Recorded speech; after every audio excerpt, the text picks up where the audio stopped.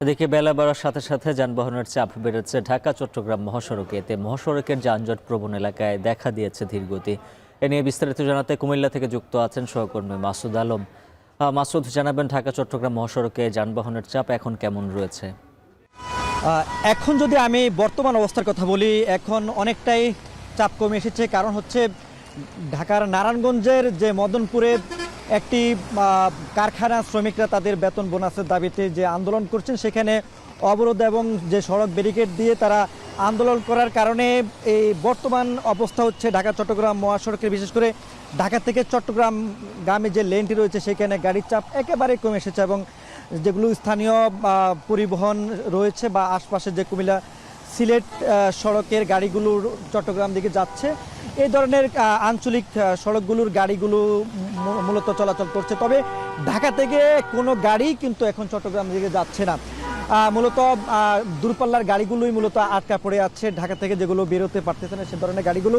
তবে চট্টগ্রাম থেকে ঢাকাগামী লেনে গাড়ি চলাচল করছে একেবারে স্বাভাবিকভাবে। আমরা সকাল থেকে দেখেছি ঢাকা চট্টগ্রাম মহাসড়কে ধারাবাহিকতার তুলনায়, মানে যে ঈদের ছুটির হওয়ার পর থেকে যে ধরনের চাপ ধীরে ধীরে বাড়ছিল, সেই তুলনায় গাড়ির চাপ অনেকটাই বেড়েছিল। সকাল থেকে প্রায় দুপুর 1টা পর্যন্ত গাড়ির চাপ ছিল। এখন এছাড়াও মহাসড়কের যে দুর্ঘটনা যানজট প্রবণ এলাকাগুলো ছিল সেই এলাকাগুলোতে ধীরগতি ছিল। একই সঙ্গে থেমে থেমে যানজটের দৃশ্য আমরা দেখেছিলাম। আমি যেখানে রয়েছে আলাইখরচর এলাকা, এখানে স্কাউট, হাইওয়ে পুলিশ থেকে শুরু করে প্রশাসনের লোক ছিলেন।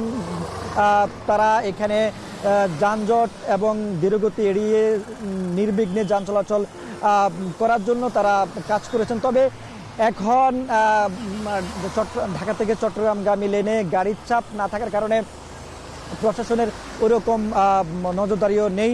তবে আমরা দেখেছি যে আসলে হাইওয়ে পুলিশের সাথে কথা বলেছি, তারা বলছেন যে গাড়ির চাপ থাকলেও মানুষের যাত্রা সকাল থেকে স্বাভাবিক থাকলেও ওই যে নারায়ণগঞ্জের মদনপুরে যে আন্দোলনটা চলছে সেই কারণে